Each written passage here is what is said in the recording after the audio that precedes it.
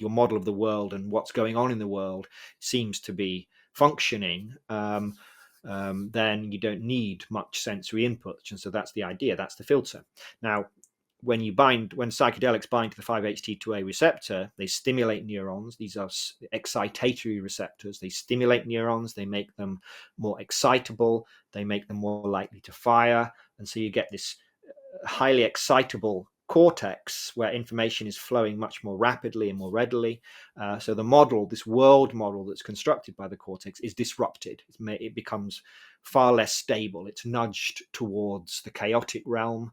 It becomes much more complex. It becomes much more unstable, fluid, dynamic, a little bit more random, sort of entropic, as Robin Carhart-Harris would call it. And it becomes much worse making predictions. So the model stops functioning as a valid kind of predictor, which means more information makes it past these kind of inhibitory predictions that are coming down the cortical hierarchy, and so more information gets through.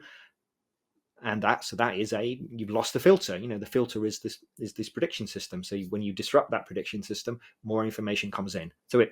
So yes, the filter model works, but now we kind of understand, at least to a certain extent, at least we have a good working model of how that filter works, and indeed how psychedelics disrupt that filter.